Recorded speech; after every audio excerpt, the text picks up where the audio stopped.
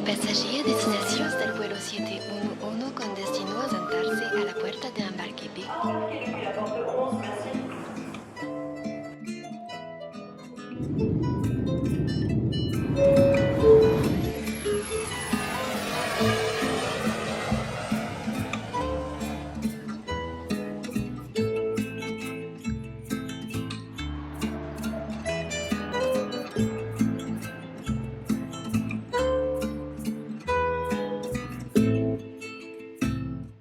Quand on est enfant, on veut toujours suivre ses parents. Eh bien moi, c'est l'inverse qui m'intéresse. Être dans les pas de ma fille à l'autre bout du monde et sortir de sa zone de confort. J'ai donc voulu la suivre dans l'une de ses escapades au bout du monde, pour connaître et découvrir un autre pays, une autre culture. Alors, nous vous invitons à nous suivre à travers ce reportage à destination du Pérou.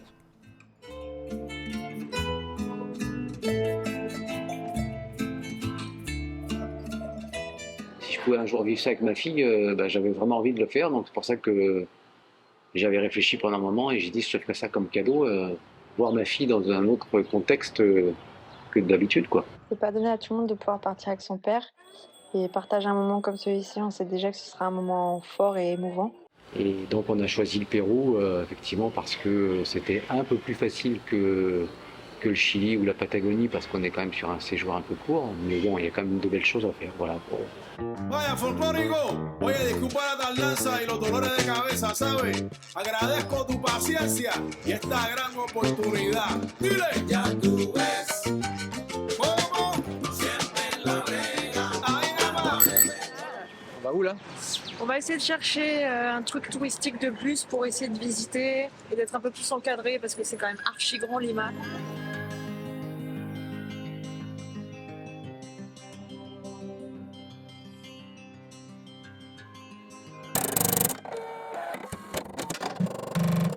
Donc sans soleil, ça fait 25 € à peu près.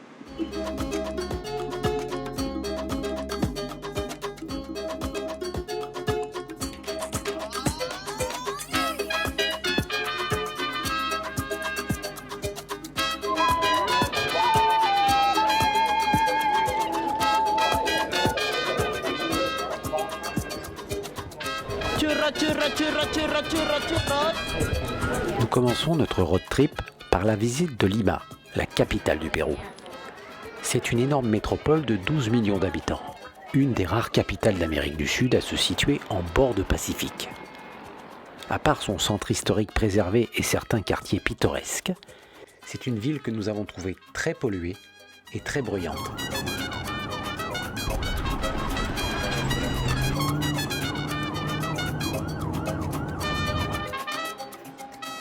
Moi, j'adore l'Amérique latine. Je trouve qu'ici, la mentalité est complètement différente de ce qu'on peut ressentir en Europe notamment. Ici, c'est très ouvert, très accueillant, le rythme de vie est différent, les valeurs sont différentes. On retrouve ici un côté beaucoup plus humain à mes yeux.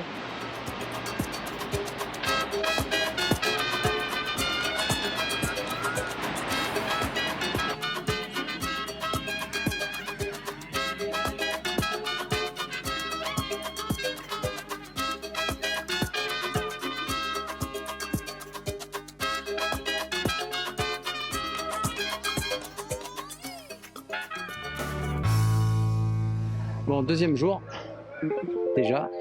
Alors on est toujours à Lima, mais on est dans un quartier particulier. On est au quartier de Barranco.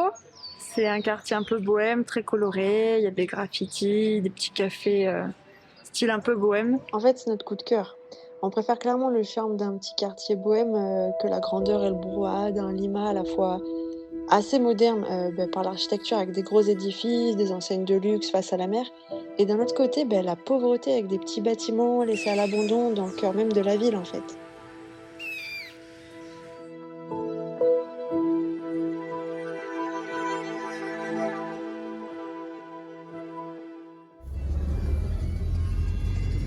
Taxi péruvien.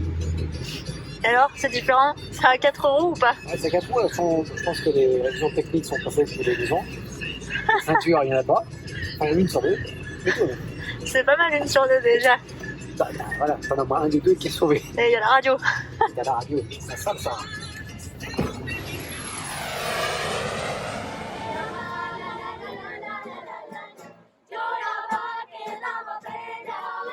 Notre voyage commence vraiment maintenant, en arrivant à Cusco, l'ex-capitale de l'Empire Inca. Cette ville est située dans la cordillère des Andes, à plus de 3400 mètres d'altitude.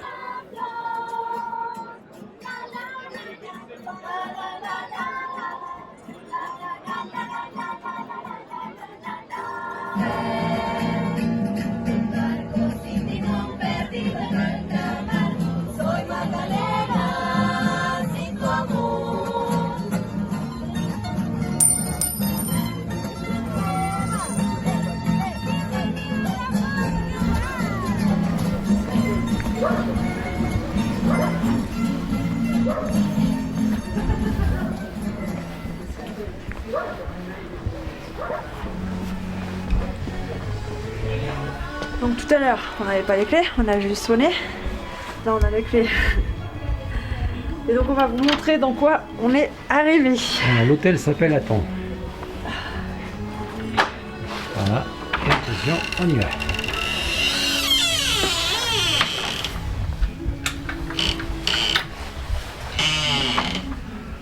Donc déjà tu rentres dans une boutique. Réserve, boutique, hein, c'est On pas. ne sait pas ce que c'est, mais voilà. Donc ça déjà, c'est l'entrée.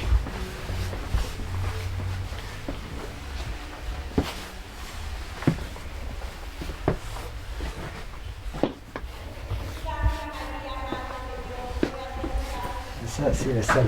Des prières, parce qu'il faut bien prier quand tu arrives dans un lieu comme ça, je pense. On continue. C'est le salon. Ça, c'est le salon. Et puis là, C'est pas fini. voilà, On va a rentrer. notre chambre. Dans la chambre. Une chambre après.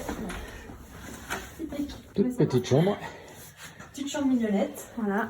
Et puis la salle de bain juste à côté. Et puis surtout, la douche. Avec une poire électrifiée. Où tout est mélangé, l'eau et l'électricité. Voilà. Impeccable, tout va bien. Bienvenue chez Ibis.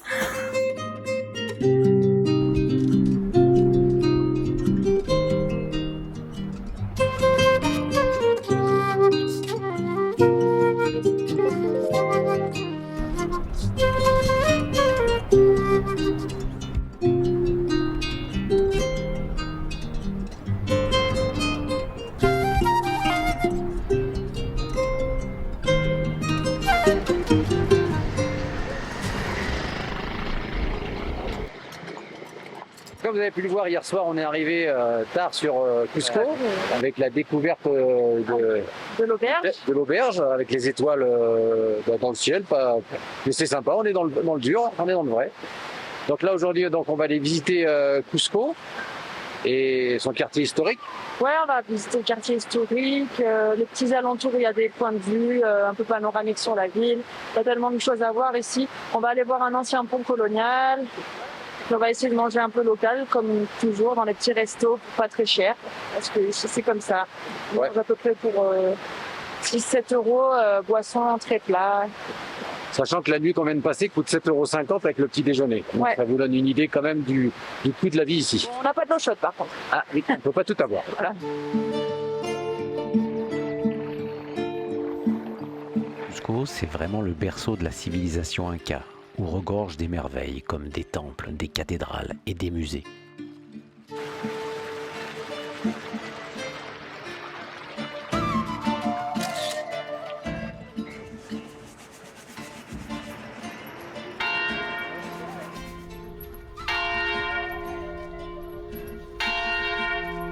Cusco, si tu passes outre son côté très touristique et développé pour ça aujourd'hui, c'est une ville impressionnante de par son histoire. À l'époque des Incas, c'était la capitale de leur empire, le carrefour où vraiment toutes les routes se croisaient, où tout le monde passait. Et puis quand les colons sont arrivés, ils ont pillé les richesses, détruit les temples qui étaient plutôt sur les hauteurs de la ville, et en fait ils se sont servis des pierres pour reconstruire les églises qu'on voit aujourd'hui.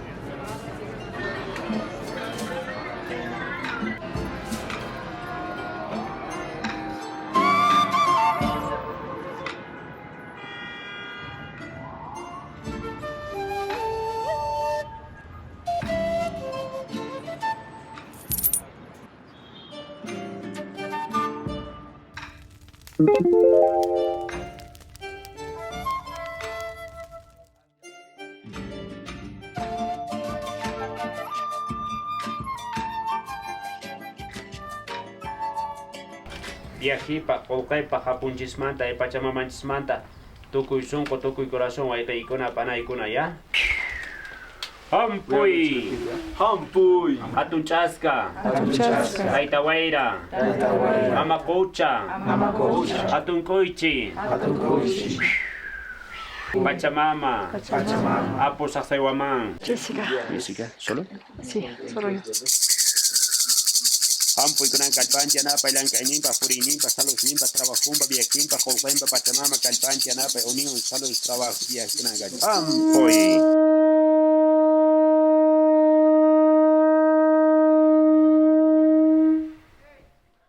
Bon bah là on va prendre je devais prendre un bus pour aller à Olet Tantango. Finalement on va prendre un taxi. Normalement c'est pour 4 personnes mais on a négocié pour 2. Donc nous voilà partis en taxi, donc on est parti pour 1h30 de trajet. Déjà, on a galéré à trouver la rue. On s'est retrouvé un peu dans les quartiers populaires. Je sais pas, le GPS s'est foiré. Donc on a bien galéré, donc j'ai demandé 3 fois. Et là, on a trouvé Donc là on a trouvé un taxi. un taxi privé parce qu'au final, ça nous coûte 17 balles pour 1h40 de trajet. Et je sais pas combien de kilomètres. Quand on sait le prix de l'essence ici, je sais pas comment ils s'en sortent. Hein. Bon là on a un taxi, le pare-brise est pété, mais sinon ça devrait le faire.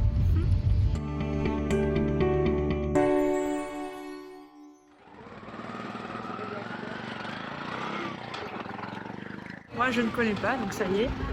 Le voyage commence pour moi pour la découverte. On a vu des paysages magnifiques. On est dans un tout petit village au creux de la montagne, incroyable.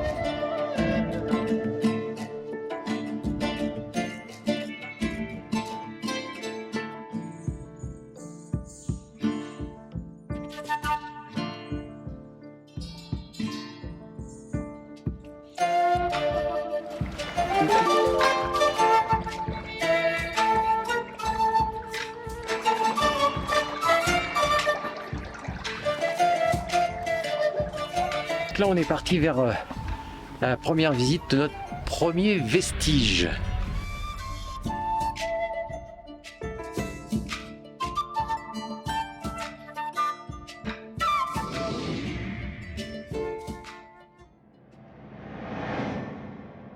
Donc là le premier site visité. Site gratuit. Donc, sans guide, en autonomie. Et on rêve pas, on a bien la cordillère des Andes juste derrière nous. On Là, est dedans. on est vraiment dedans là. Et quand vous arrivez ici, là tu te dis, t'es vraiment ailleurs. Hein. Faut le voir pour le croire quand même. C'est grandiose d'être dans la montagne On se avec sent, les anciens vestiges placés aussi haut. Mais bon, c'est on fait se stratégique. sent tout petit.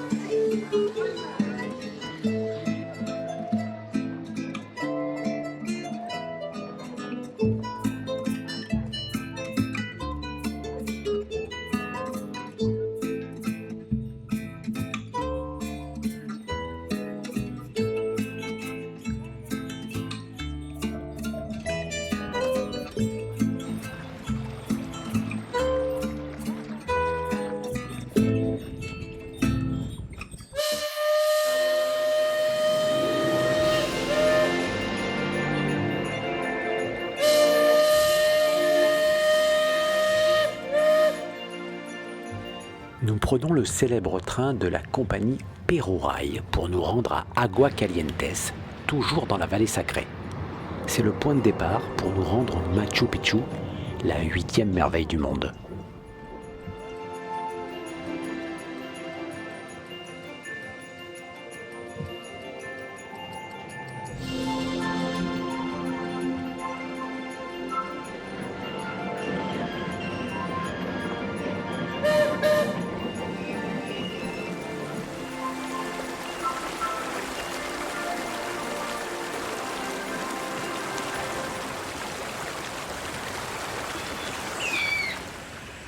Bon, et 5h30. Il fait jour comme s'il était 10h. Donc nous voilà partis officiellement pour le Machu Picchu. Pour une longue marche. Après un bon bol de papaye, on y va. D'abord, on est monté par le sentier qui rejoint Aguascalientes à l'entrée du parc archéologique. Donc là, c'est des centaines de marches, plus du sentier qui grimpe bien sur certains endroits. Mais ça, c'est rien à côté de l'ascension de la montagne Machu Picchu.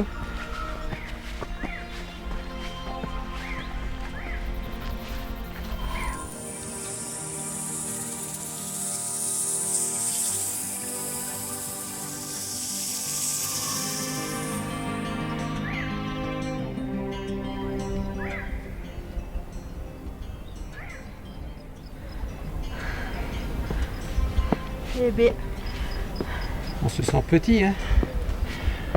minus.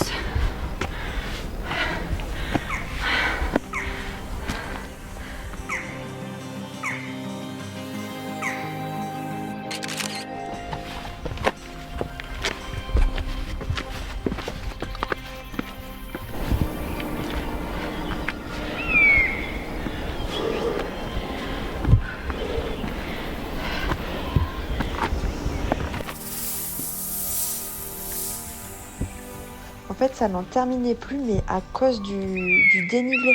C'était vraiment, vraiment costaud.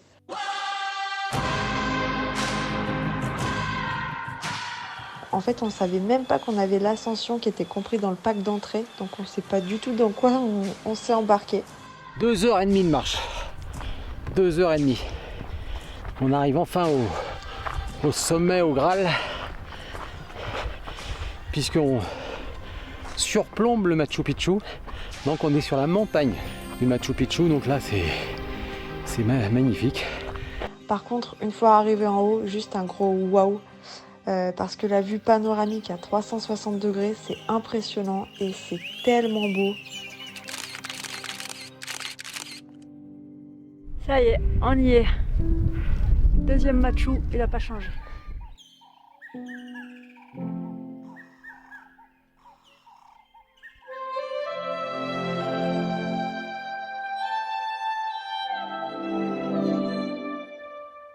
Une fois redescendus de la montagne, nous entrons dans cette cité légendaire et mystérieuse, perchée au milieu des montagnes. Le Machu Picchu, qui signifie en quechua « vieille montagne », est la plus célèbre des anciennes cités incas. C'est un véritable trésor archéologique dans un paysage exceptionnel livrant encore des secrets ancestraux. Elle est aujourd'hui classée au patrimoine mondial de l'UNESCO et c'est le sanctuaire le plus visité du Pérou.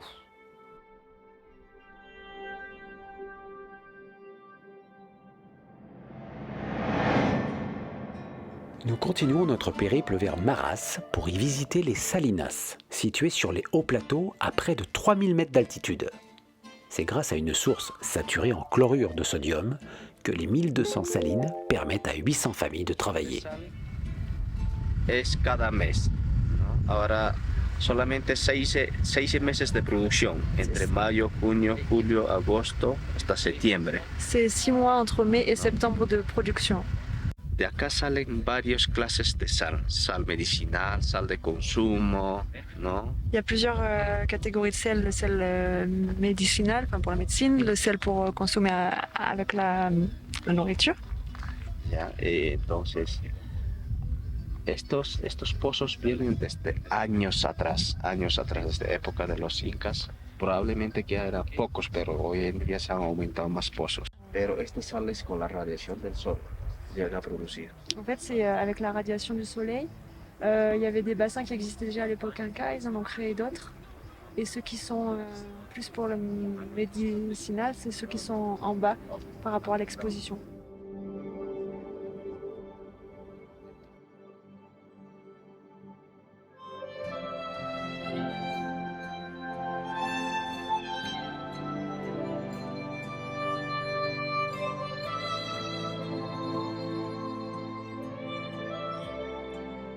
La vallée sacrée est l'épicentre de nombreux sites témoins de la civilisation fascinante et mystique du peuple inca.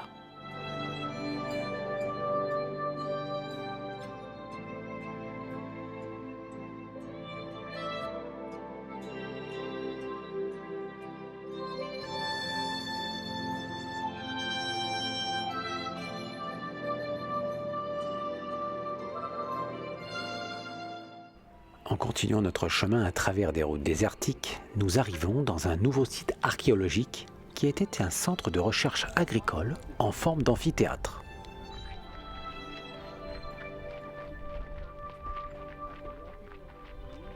Et ben là, on va visiter le site de Moray. Et on a très mal aux jambes de hier parce que on a fait l'expédition de la mort à plus 150 de dénivelé. On a les mollets qui piquent. Donc on essaye de faire un truc un peu calme aujourd'hui. Donc on a trouvé un chauffeur de taxi privé qui nous amène de différents sites. Toujours dans la vallée sacrée. Et on a l'impression d'être presque dans une zone complètement aride.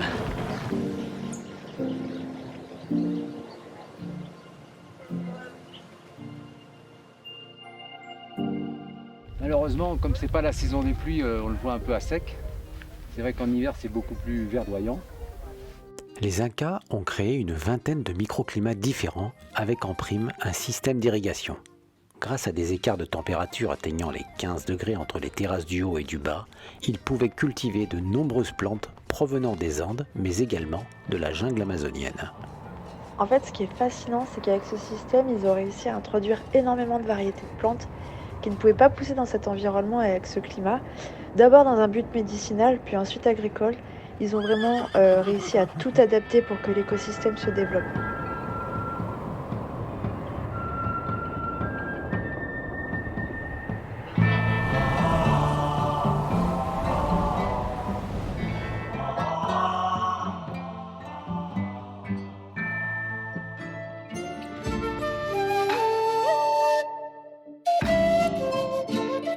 Nous profitons d'un passage sur Chinchero pour venir visiter une manufacture de tissus andins. Buenas tardes. Hola. ¿Qué haces para aquí? ¿Esa es la explicación? ¿Entiende español, inglés? yo sí. Mi papá no, entonces le voy a traducir en francés. Ah, él no entiende. ¿O puede ser inglés? No, No te entiendo. para mí, antes. Mi nombre es Braulia y yo les voy a dar una pequeña demostración de los tejidos, también de los tenidos. Avec une petite démonstration des toiles. C'est de l'alpaca bébé, de l'alpaga. Et ça, c'est du mouton. Ajá. Et ça, c'est de l'alpaga adulte. Por lana de alpaca utilizamos esta raíz que se llama Ils râpent une racine avec laquelle ils se lavent d'ailleurs les cheveux pour éviter d'avoir des cheveux blancs. Puis ils filtrent les résidus avec de l'eau pour pouvoir ensuite laver la laine. Evita el crecimiento de las canas del cabello blanco. Sí. Por aquí lo voy a filtrar. Así. Está seco, la cochinilla que vive aquí vivo.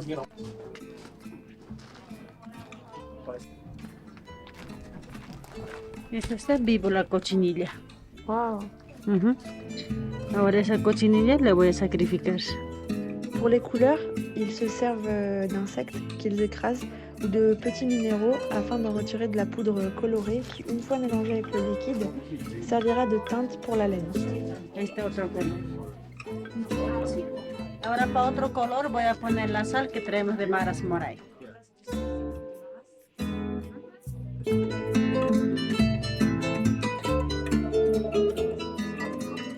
La magia.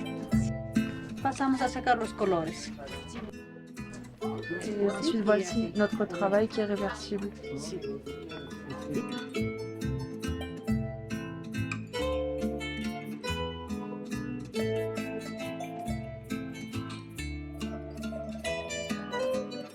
« 50-60 jours pour l'alpaga. Ajá. Entonces es más difícil el alpaga. Sí, ¿Por qué? porque los hilos son muy delgados. Parce que les fils sont plus... C'est plus difficile parce que les fils sont plus fins. Ajá, y los diseños son muy grandes. Et les designs sont plus grands. Ajá, sí. Muchísimas gracias por la visita, también por atención. Aquí nosotros trabajamos 10 familias que vienen. Ici, ils sont 10 familles de communautés différentes à travailler et chaque petite table appartient aux familles qui exposent et vendent leurs travaux.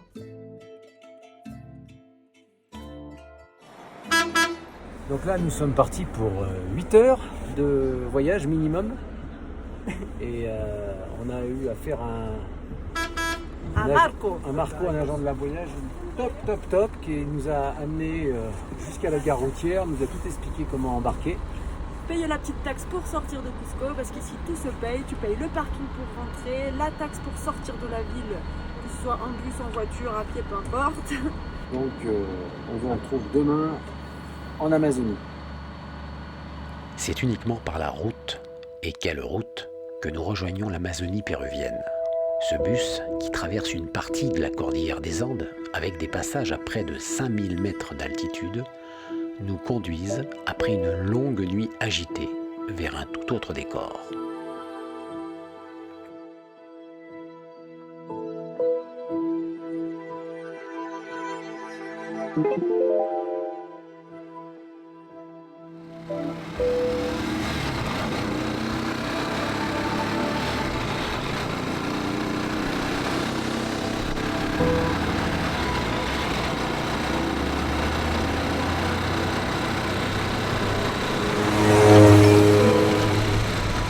Moi, je rêve de partir sur l'Amazonie. Enfin, j'ai trop envie, parce que ça, c'est quelque chose que j'ai jamais fait et que je rêve de faire. Partir sur un trek de 3 jours en Amazonie. Donc là, on est parti pour 1 heure de bateau. On va aller directement dans notre hôtel qui se trouve dans la jungle carrément, pour y passer 2 jours.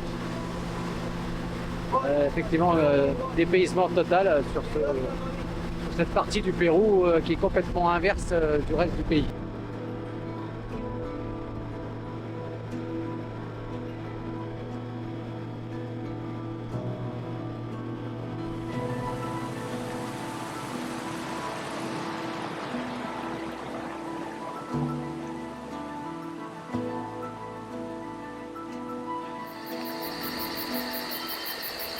Donc en pleine Amazonie, on vient de prendre le bateau sur El Río Madre de Dios, rivière toujours connue chez les Incas. C'est limite Koh Lanta. Hein. Ah, c'est Koh Lanta. On est dedans là. C'est Koh Lanta, c'est trop beau. Moi j'adore.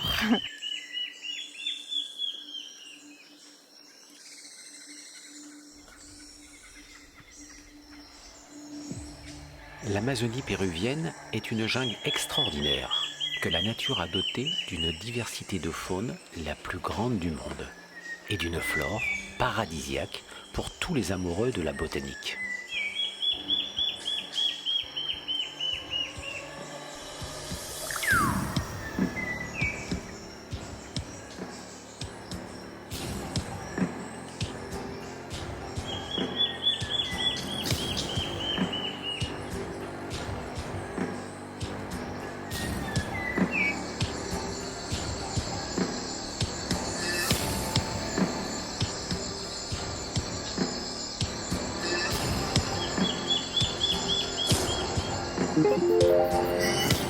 Il faut raconter les coulisses de l'Amazonie. Déjà, c'est plein d'insectes qui vivent sur nous.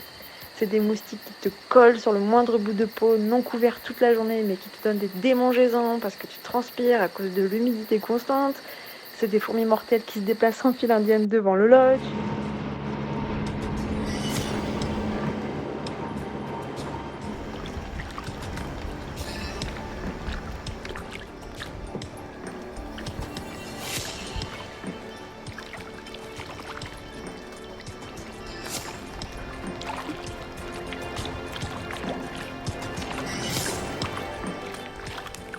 C'est 23 cafards qu'il faut tuer chaque soir avant de dormir. C'est la découverte de 4 qui ont réussi à passer dans la moustiquaire au petit matin. Voilà. Mais bon, après, il y a des super moments, comme le fait d'avoir des singes en liberté totale qui viennent sur le toit du lodge. Ça, c'est bien stylé. J'oublierai pas les dîners à la frontale parce que pas d'électricité. L'eau que tu rationnes pour boire, mais aussi pour te laver. Remarque, pour ça, il y a les pluies torrentielles qui préviennent pas et voilà, enfin, c'est incroyable.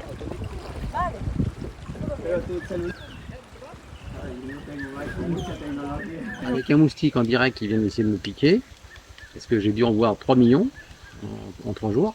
Moi j'ai adoré. J'ai adoré être ici. La nature elle est incroyable, les animaux incroyables. On a vu des caïmans, on a fait une sortie nocturne où on a vu des caïmans.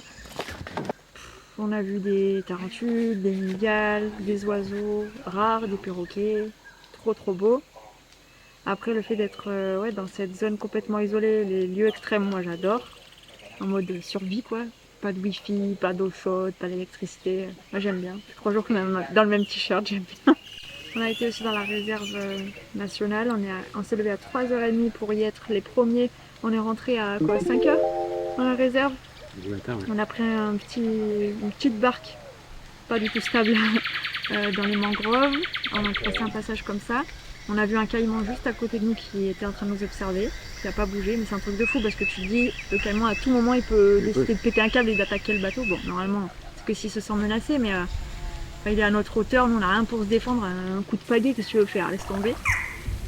Et après, on a rejoint un lac par la mangrove en fait, et on a fait tout le tour. Et là, on a vu plein d'animaux, plein d'espèces qu'on n'a pas l'occasion de voir. Enfin, c'est ça qui est trop bien. Si vous adorez la nature et que vous voulez être au plus proche, alors là, moi, je vous conseille de faire ce genre de plan. Moi, j'adore. Moi, j'ai trop kiffé.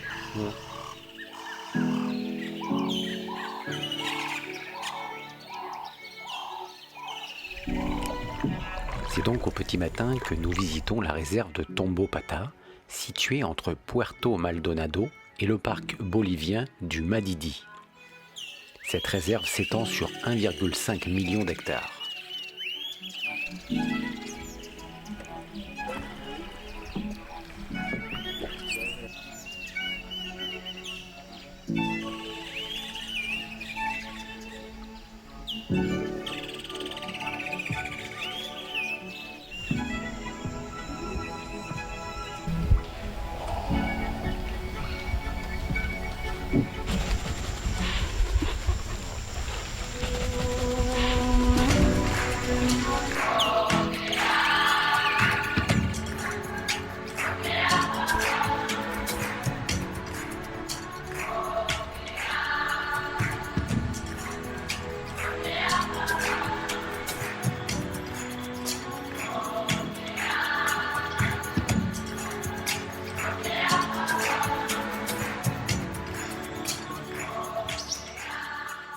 Oh, c'est trop bien. J'ai adoré. Oh, incroyable. J'ai pas les mots, c'était génial.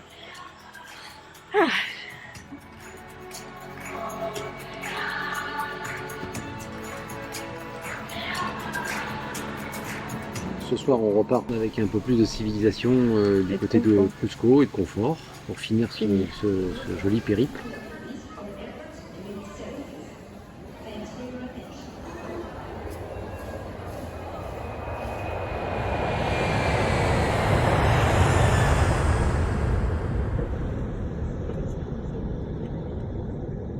Bon, donc après 35 minutes de vol, on est enfin revenu à Cusco. Bon, maintenant c'est la grève des taxis, donc il faut quémander pour avoir un taxi. C'est un peu le bordel, donc, mais l'aventure continue.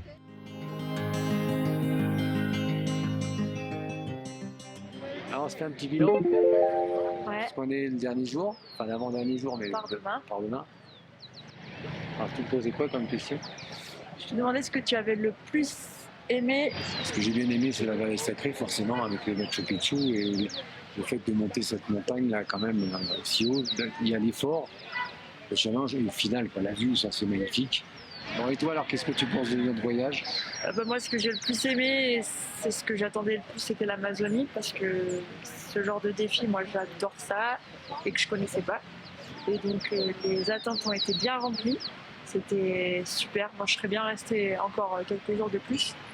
Et puis alors, au niveau culture, bon, ils ont une culture bien à eux, évidemment. Très ancrée, très Très vieille. ancrée.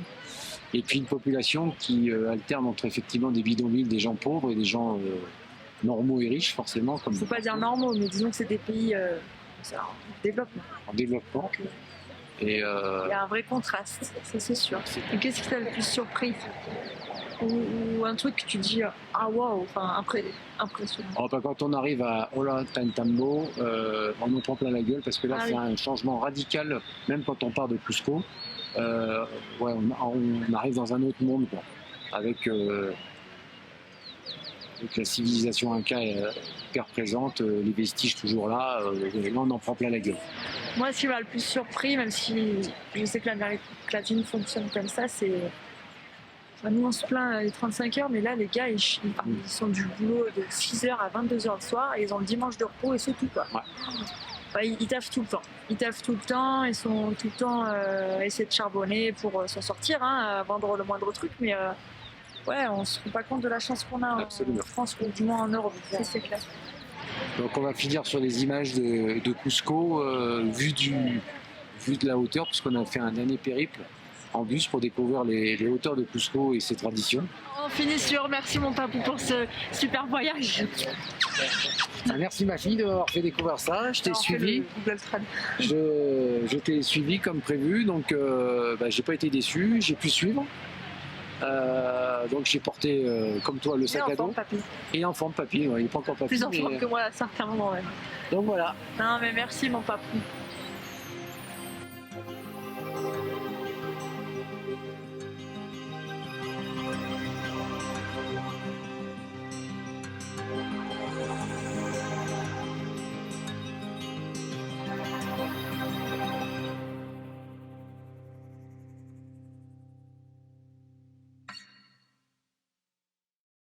Donc, papa, tu vas goûter la feuille de coca. Je te préviens, c'est dégueulasse. C'est très amer, mais ça aide. Voilà. Tu vas voir quand tu vas en mettre plusieurs.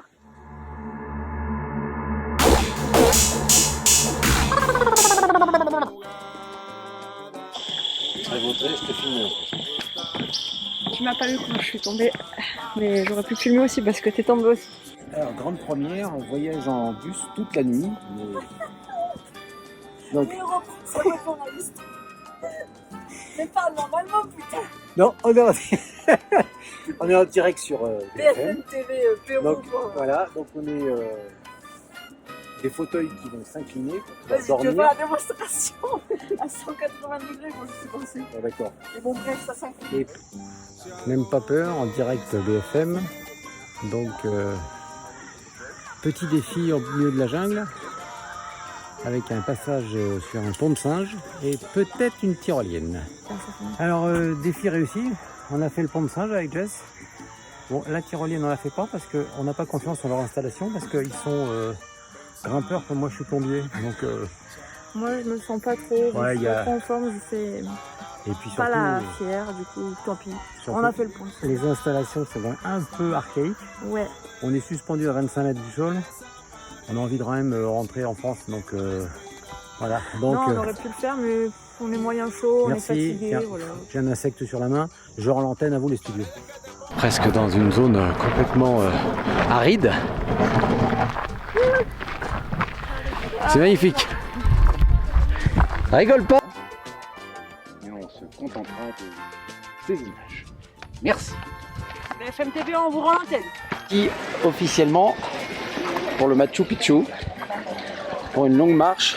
Un bon bol de papaye, on y va. On a ras le bol de la papaye. Ah ouais, papaye le matin, papaye midi, papaye le soir. Donc là on est parti pour 2 heures de marche à peu près. Papa le midi et papa le... Ouais. Bon. Ah putain de grand-mère. Picchu, donc là c'est magnifique, c'est superbe, c'est très très dur, mais vraiment ça vaut le détour.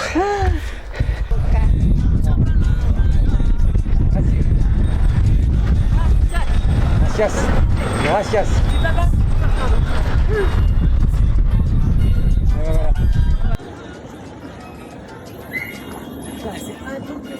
Il y a tout pour une bagnole, mais surtout une face devant. Mais là t'es devant moi. Ouais.